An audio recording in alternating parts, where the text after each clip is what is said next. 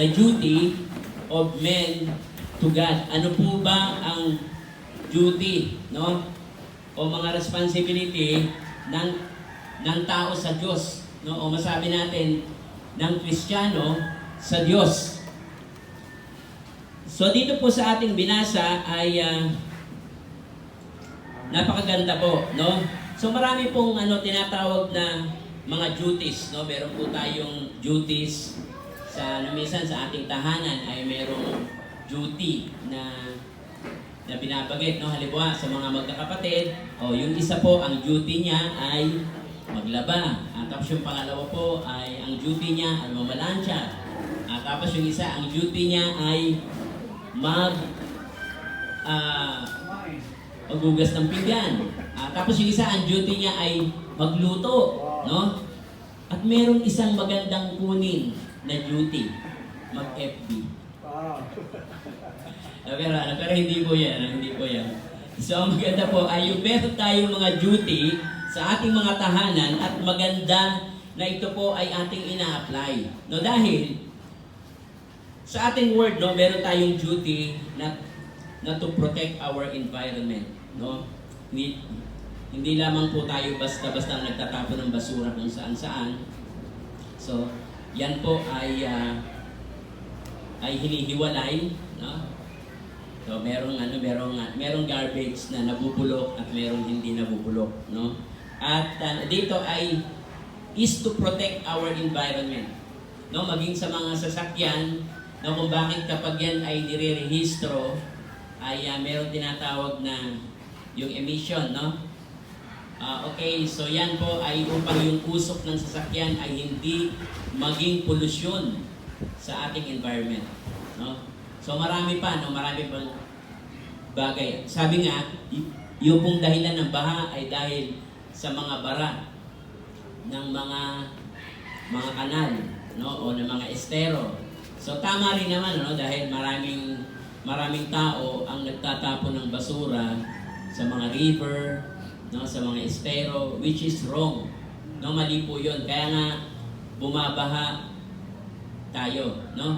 Yung mga duty ng mga tao sa government, hindi nila natutupad, no? So dapat ay gawin natin yung ating duty sa government, no, at sa ating family. No, at sa atin din, duty ng mga estudyante na ikaw po ay mag-aral. At duty rin ng mga ama ng tahanan na galingan nila yung trabaho nila sa pagtatrabaho para hindi matanggal. Di ba? At maganda rin, yung pong mga duty natin ay pinapahalagahan po natin. No, dahil ito ay merong impact sa ating buhay. No? At maging sa ating Diyos, bilang isang tao, why God created us? God created us to praise Him and to worship Him and to do our duty to God. No? So kaya nga, dito po sa ating pong pag-aaral, yung one of the duty, no, natin sa Diyos, number 1 sa ating outline. No, ito ay, I think, 4 lang po yung outline natin. No, at ito ay tatapusin ko lang ng mabilis. No, dahil baka yung iba ay antukin na. Okay? Pero okay lang 'yon. No, basta makinig lang po tayo. Number 1, to love God. No, number 1. Yan po ang first duty, the duty of men to God. Number 1, to love God. Mahalin po natin ang Diyos. No, dahil kapag mahal po natin ang Diyos, iiwas po tayo sa lahat ng klase ng kasalanan. Pag mahal mo ang Diyos, hindi mo siya sasaktan. No, at gayon din tayo, no, kung mahal natin ang ating asawa, ay hindi natin sila sasaktan.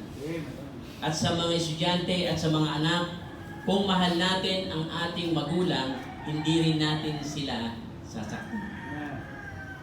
No, mahirap, no, yung ngayon baliktad na, no? At meron tayong nababalitaan, yung mga anak ay ginawa ng harassment yung kanilang mga magulang, no, at yung magulang naman ay ginawa ng problema yung kanilang anak. So ito po ay dahilan sa hindi nila ginagawa yung kanilang duty sa Diyos. Our duty is to love God. No, kaya nga po yung pinag-uusapan po natin kanina na tinatawag na free will. No, ito ay free will mo, no? Hindi tayo sinasaklawan ng Diyos. Ito ay free will mo na gawin na mahalin siya. Pero free will mo rin na hindi siya mahalin. Pero may consequences 'yon. 'Di ba? Halimbawa, ganito po 'yan. No, halimbawa sa government, no, sa isang halimbawa sa isang krimen. No, yung isang tao ay hindi siya pumatay. He choose not to kill. No, kasi sabi naman sa Bible, thou shalt not kill. No? Thou shalt not kill. Sabi nila, okay. Tapos meron namang tao na pinili nila na hindi sila pumatay. Okay? So, ang papapasin natin, merong free will ang tao. Yung hindi pumatay, hindi siya nakulong. So, pero yung pumatay o nagtakaw o gumawa ng hindi maganda sa kanyang kapwa, siya yung nakulong. No? At kanyang pinagdusahan yung kanyang kasalanan, no, sa kulungan. Noong pong dati, meron pong nag-apply sa akin na isang mason. Nag-apply, ang daming tato. Buong katawan may tato. No? Sabi ko, bakit kami tato? Dahil galing po ako sa kulungan. So, bakit ka narito ngayon, nakalaya ka? So, ako ay nabigyan ng parol. Okay? Parol. Hindi po yung may ilaw, baka nyo may ilaw. Yung parol na may ilaw. Yung parol, ito yung binibigay ng government, no, dun sa mga maganda yung naging testimony sa loob ng kulungan, no. So siya po ay, sabi ko, ano ba ang nangyari sa iyo, no? Siya po ay nakapatay ng 3. Okay? No, at ito ay pinagdusahan niya almost 18 years, no, sa kulungan, at nakasama siya sa parol. Okay? So mapansin po natin doon na siya ay nagbago na. No, kaya siya nabigyan ng parol at naka-attend din siya ng Bible study. No, pero ang dami niyang tato, no? At yung tinanggap ko nga siya bilang magtrabaho doon, nagpasalamat siya. No, sabi niya, napakarami kong pinuntahan na mga construction, hindi ako natanggap. Sabi niya, napakarami, no? Pero ang sinasabi natin dito ay yung pong pagbabago ng isang tao o yung tinatawag na yung kanyang ginawa ay kaya siya nakulong ay dahil he chose to kill. No? Pinili niya po na siya ay magkasala. No, sa atin din po, meron po tayong tinatawag na free will na ito ay dapat ang piliin po natin ay ang ating Diyos. No, kung mapapansin nyo, no, yung tinatawag po na free will ay binanggit po yan sa Bible almost 185 times. No, at isa dyan, yung John 3:16. No, pansinin nyo yung John 3:16. For God so loved the world that He gave His only begotten Son, that whosoever, yung word na whosoever, sino man nasa kanya'y sumampalataya. Ngayon ang tanong, so maraming salamat po. So ang tanong, pinipilit ba sila na sumampalataya? No, doon sa Bible na yon. Whosoever, kung ang sino man sa kanya'y sumampalataya, no? Nandun po yung tinatawag na free will, doon sa word na whosoever. Sino man, no, sa kanila ay manampalataya ay magkakaroon ng buhay na walang hanggan. So mapansin po natin, napakaraming verses sa Bible mentioned whosoever will. No, maging dun sa whosoever will may come and may drink the water freely. No? So tayo ay pinapipili ng Diyos kung ano yung ating gagawin. No? At mas maganda ay sa umagang ito ay ma-realize po natin na dapat sa ating number 1 point, the duty of men to God, ay mapili po natin yung ating number 1 outline, to love God. Na nawa ay piliin mo na mahalin ang Diyos kesa mahalin ang diablo. Na mahalin ang kaaway, na mahalin ang kasalanan. No? So marami pong nagkakamali dyan. No? Hindi lahat ay kalooban ng Diyos o yung nangyayari sa iyo ay kalooban ng Diyos. Mas lamang doon, 90% na yung nangyayari sa iyo minsan ay kalooban mo lang. Bakit? Sa katigasan ng ulo. No? Ang sabi sa Bible, huwag kalimutang ang pananambahan. No? Hebrews 10:25. Yung iba ay hindi sumusunod sa pagkakataon ito. No? At sabi sa Bible, umiwas tayo sa lahat ng klase ng kasalanan. So marami po ang hindi umiiwas. No? Kaya, papansin po natin, dapat po na ang piliin natin is to love God. No, tulad na sinasabi sa Mark 12 ng ating pong binasa, the Lord our God is one Lord, and thou shalt love the Lord thy God with all thy heart. No, sa ating buong puso, na mamahalin natin ang ating Diyos sa ating buong kaluluwa, soul, at sa ating isipan, at sa lahat ng ating kalakasan.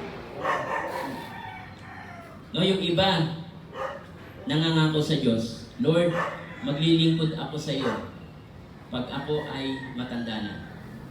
So pagdating niya nung matanda na siya, Panginoon, sorry, hindi ako makakapaglingkod kasi mahina na ako. Hindi na ako makatayo. Ang dami ko ng problema. Diba? So mas maganda na ang ating pagmamahal sa Panginoon with all our strength. Habang malakas ka, maglingkod ka sa Diyos. Dahil darating ang time na kukunin ng Diyos yung iyong lakas. Darating ang time na ikaw ay magkakaroon ng sakit. No? At lahat naman nagkakaroon ng sakit. No? Pero habang tayo po ay merong lakas, ibigay natin yung ating lakas sa ating Diyos. Kailan mo pa ibibigay ang iyong lakas sa Diyos? Kailan ka pa maglilingkod sa Diyos? Nais mo ba na ngayong umagang ito ay magsabi ka sa Panginoon, Panginoon, maglilingkod po ako sa inyo habang ako po ay mayroong lakas. Nais niyo po ba yan? So nagpapasalamat po tayo, no? At ang sabi po rito, sapagkat yung pagmamahal sa ating ng Diyos ay nauna na. No, sabi rin po sa 1 John 4:19. No, ang sabi po diyan,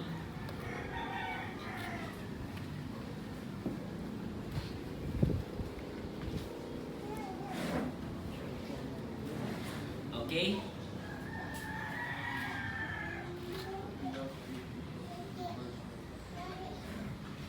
So napakasarap pala ng tubig, no? Lasang tubig. Ito ay mineral. Okay? So nagpapasalamat tayo, yan ay blessing ng Panginoon. 1 John 4:19, we love Him because He first loved us. No, papansin nyo, sa sobrang pagmamahal ng Diyos sa atin, ibinigay na sa atin ang lahat. No? Binigyan ka ng buhay. No? Ipinanganak ka ng magulang mo. No? Ikaw ay dinala ng parents mo ng 9 months. Inalagaan ka niya. Inilagaan ka rin ng Diyos. No? At yan yung blessing ng Panginoon. No? Na tayo ay binigyan niya ng buhay. No? Ikaw ay nakakahinga hanggang ngayon. No? At libre, no, yung ating oxygen. No, sa St. Luke, ang mahal ng oxygen sa St. Luke. No? More than 1,000 doon ang oxygen. Dito sa atin, libre. No? At yan po yung blessing ng Panginoon. Pagkatapos po, dahil sa pagmamahal po ng Diyos, ay ibinigay sa atin po yung world. No? No, at napakaganda nitong nailagay sa atin ng ating Diyos. yung pong tinatawag na earth, napakaganda ng pagkakalagay sa atin ng Diyos. Napakaganda ng lupa, tapos yung timpla ng oxygen, napakaganda. No, paano na lang kung nailagay ka sa Mars? Sa Mars, 90% gas, 10% oxygen. So hindi pwede mabuhay dahil ang buhay ay dapat ay nasa 23, no? Nasa 23% yung oxygen. So paano na lang kung nailagay ka sa Jupiter na araw-araw ay may storm, araw-araw may kidlat, araw-araw mayroong bagyo sa Jupiter. Okay? So napaka-perfect ng ating Diyos na upang mailagay tayo sa Earth na merong perfect inhabitant, no? Binigyan niya tayo ng land, no, para magtanim, no, at para tayo po ay kumain, no, ng masarap. No, nandyan po yung nagbigay ang Diyos ng lahat ng ating pangailangan sa earth, no? Nandyan po yung mga isda at lahat ng klase ng animals, no? So yan po yung blessing ng Panginoon. He first loved us. Ang Diyos ang unang umibig sa atin kung bakit po tayo naritong lahat, no? At tayo po ay nakakahinga. No? Yung pong iba sa atin, napakaganda ng ating status sa buhay. No? Sa mga estudyante, no, yung ibang estudyante hindi nag-work, no, pero sila ay kumakain. Okay? So yan po ay blessing ng Panginoon. Nag-aaral ka, no, upang ikaw ay matuto at pagdating ng panahon, ikaw ay magkaroon ng pamilya, no, at mabuhay mo ang iyong family. No, sa mga fathers naman, nandyan yung meron kang trabaho, no, at ikaw ay iniingatan ng Panginoon. Yan yung pag-ibig ng Panginoon. No, at kahit minsan may mga tao na walang trabaho, no, pero wag pa rin tayong mag-complain.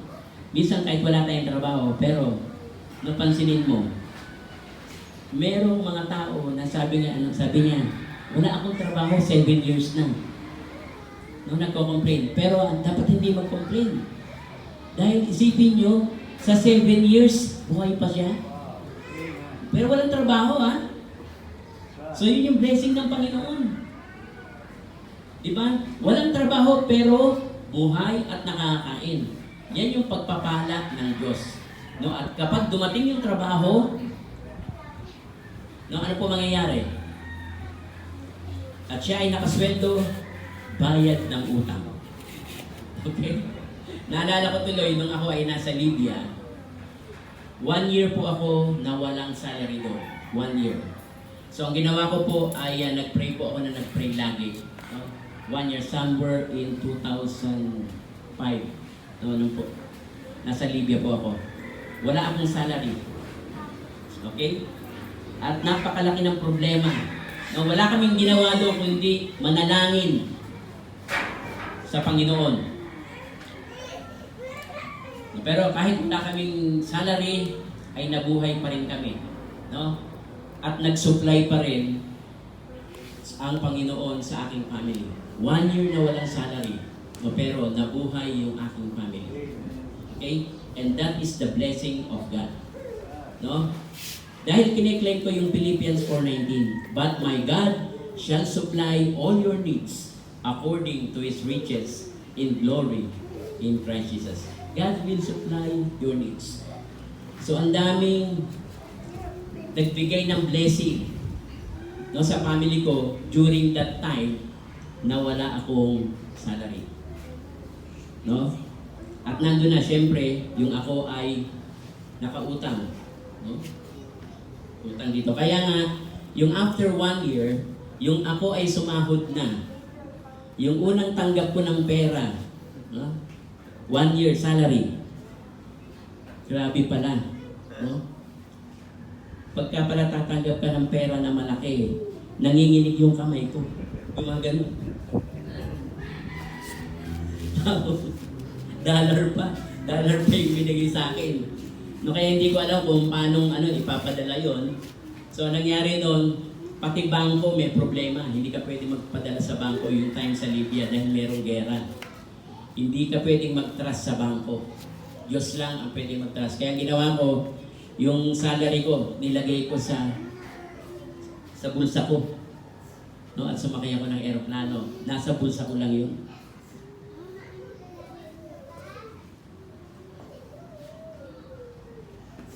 So nandun po yung blessing ng Panginoon, no? At ganun din po sa inyo, no? Sometimes meron pong mga walang trabaho at yung estudyante kulang sa baon, no? So basta go on lang.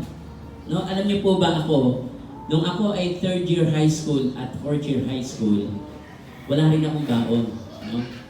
So ang ginawa ko noon ay naglinis ako ng jeep, no? Nag-car wash ako. Okay? At habang nagka-carwash ako, talagang napakaraming adik sa paligid ko. Tapos minsan, natadyakan pa ako sa likod ng isang adik. No? Tapos tinanong ako ng mother ko, sabi ng mother ko, bakit meron kang bakat ng sapatos dyan sa likod mo? Sabi ko, wala po, wala. No? Kapag sinawing ko, wala. Tapos yung tinignan ko sa mirror, nakabakat pa na. Yung pagkakatadyak sa akin. So, okay, so maraming maraming mga experiences during that time. Pero dapat po tayo ay magpatuloy lang. No? At kung tayo estudyante, so magpatuloy lang po tayo. So, mahalin po natin ang Diyos dahil siya po ang unang nagmahal sa atin. Maging sa Deuteronomy 11:22, kung mapansin po natin, dito po ay mayroong binanggit. Deuteronomy 11:22, ang sabi po rito, for if you shall diligently keep all these commandments which I command you, to do them, to love the Lord your God, and to walk in all His ways, and to cleave unto Him. So dito po sinasabi na maging doon sa mga Old Testament, no, na mga tao, ay sinabihan din sila na sila po ay patuloy na magmahal sa Diyos. Mahalin nila ang Panginoon. No, at sabi rin po dito sa Deuteronomy 30:16, in that I commanded this day to love the Lord thy God and to walk in His ways and keep His commandments and His statutes and His judgment, that thou mayest live and multiply, and the Lord thy God shall bless thee in the land whither thou goest to possess it. So mapansin po natin na kapag po tayo ay nagmahal sa Diyos, merong kaakibat po yan na blessing. Pag mahal mo ang Panginoon, napakaraming blessings na darating sa iyo. Okay? Napakarami. At sabi nga, di ba, yung song, count your blessings, name them one by one. Count your blessings, name them one by one. But napakaraming blessing natin sa Diyos. Kung di bilangin mo, hindi matatapos yung blessing sa iyo. No? At maging yung pag-ibig ng ating Panginoong Diyos sa atin, hindi yan matatapos. Kahit ang langit ay maging papel, at ang dagat ay maging tinta, at isulat ang pag-ibig ng Diyos, mauubos ang dagat na tinta, hindi pa tapos ang pag-ibig ng Diyos. So ganyan po tayo kamahal ng Diyos. No, kaya tayo po ay magpatuloy lang na maglingkod sa Diyos at magmahal sa Diyos. No? Napakaraming blessing sa Kanya. So alam niyo po ba, yung isa sa sinasabi po, no, sa banal na kasulatan, ang sabi po rito, no, hear, O Israel, the Lord our God, the Lord is one. Love the Lord your God with all your heart, and with all your soul, and with all your strength. So binanggit po dito na inyong pakinggan. No, at mapansin po natin, yung binabanggit po dito, loving God with all our heart and soul and strength, no? Ay nandun po yung tinatawag na pakikinig ng salita ng Diyos. Hearing the Word of God. No, kung mapansin niyo po ba, no, kung tayo ay hindi nakikinig, magagawa ba natin yung isang bagay na iniutos sa atin? No, ano ba sa ating magulang? No, meron siyang inutos, tapos hindi ka nakikinig. Masusunod mo ba siya? Hindi po. Ganon din po sa Panginoon. Kapag po tayo hindi nakinig sa salita ng Diyos, hindi po natin siya masusunod. Hindi po natin magaganap yung will ng Father. No? So mapansin po natin na mahalaga po yung tayo po ay nakikinig ng salita ng Diyos. No? Sa loving God, no, kung mahal po natin ang Diyos, no, number one, tayo po ay umiiwas sa lahat ng klase ng iniquities. Sa lahat ng klase ng kasalanan, no? At sa lahat ng hindi magandang gawin, no? Kung meron tayong mga ginagawang hindi maganda, so ito ay patuloy na nating iwinawaksi, no? At inilalagay po natin yung ating pananampalataya sa ating Diyos. So ganun po yung ating dapat na gagawin sa ating pagmamahal sa ating Diyos. So number 2, no, sa ating point. Number 1, to love God. Number 2, to love thy neighbor. Mahalin po natin din ang ating neighbors, no, ang ating kaibigan, no, neighbor natin, ang ating mga ka-churchmate, no, ang ating mga classmate, no, ang ating mga katrabaho. So ang sabi po sa Bible, Mark 12:31, and the second is like, namely, this, thou shalt love thy neighbor as thyself, na katulad din ng pagmamahal mo sa iyong sarili. No? Loving your neighbor as thyself. No? So ano-ano po ba ito? Number 1 po ay sa ating pong pagmamahal sa ating neighbor, ay dapat ito po ay ma-sharean din po natin sila ng kaligtasan. Sharing the salvation coming from the Lord. No? So mapansin po natin na mahalaga po na malaman po natin ang paraan ng kaligtasan. No, sa Bible, no, tinutukoy po 'yan. No? Repentance o pagsisisi ng kasalanan at pagtanggap kay Kristo bilang sariling tagapagligtas. No? Sa loving thy neighbor, not only to share them the simple plan of salvation, but to invite them to attend the church regularly. No, ito yung binabanggit sa Bible. Dahil sa pakikinig natin ng salita ng Diyos ay nagkakaroon po tayo ng tinatawag na pananampalataya sa Diyos. Mas nag-i-increase po yung faith natin sa Diyos kapag po tayo ay laging nakikinig ng salita ng Diyos. So paano na lang kung ang lagi natin pinapakinggan ay rap? So ang natututunan po natin ay rap din. No? Okay?